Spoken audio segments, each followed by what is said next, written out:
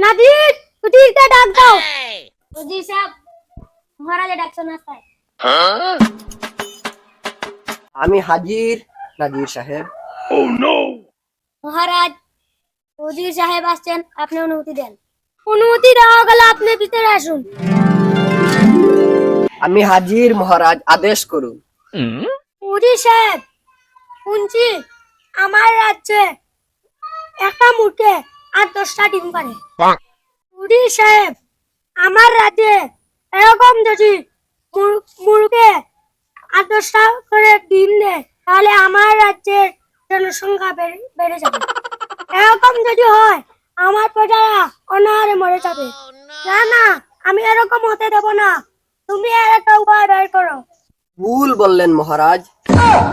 আপনি যে বলছেন যে একটা মুরগি 8-10টা ডিম পারে, তাহলে দেশের জনসংখ্যা বেড়ে যাবে। মুরগ থাকবে মূর্খের জায়গায়, জনসংখ্যা থাকবে জনসংখ্যার জায়গায়। আপনি ভুল বললেন মহারাজ। আপনি একটা দেশের খুঁটি ধরে বসে আসেন, আপনি এরকম কথা কি করে বললেন মহারাজ? আমি এই শ্রমিকদেরকে কি বুঝাবো? উজির সাহেব চুপ করুন। আমার দেশের উজির হয় আমাকে হুকুম করো। মাফ করবেন মহারাজ। মাফ করে দিলাম। তুমি সেনাপতিকে ডাক দাও। হুকুম করেন মহারাজ গেটকুলার। হুকুম করলাম। সেনাপতি সাহেব, আপনাকে মহারাজ ডাকছেন দেওয়ার জন্য। হুকুম করেন মহারাজ। হুকুম করলাম। সালাম মহারাজ, সালাম। আমাকে পানি খাইয়ে দাও। কি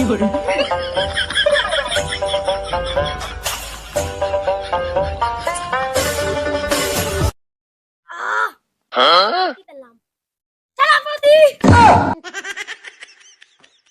হুকুম করেন মহারাজ। তুমি এত সময় কোথায় ছিলে? মহারাজ, আপনার মহলে কোনো বাথরুম নাই। খোলা আকাশের নিচে আগিতাম গেছিলাম আমি। আকাশের নিচে আগিয়া হসিতাম, কোনো পানি নাই। তারপরে আমি মুতিয়া হসিছি মহারাজ। সেনাপতি সাহেব, তুমি আমাকে অনেক লজ্জা দিলে। আমার রাজ্যে একটাই বাথরুম ছিল। আমার মূর্খা বাথরুম করতে গিয়ে বাথরুমটা ভেঙে ফেলেছে। কিসের জন্য ডাকছেন মহারাজ? হুকুম করেন।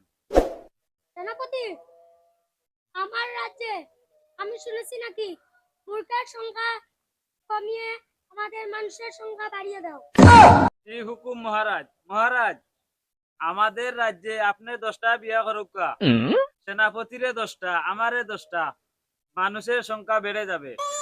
আর মুরুকের ফুটকি সিলাই করিলে মুই একটা ডিম পারতো না।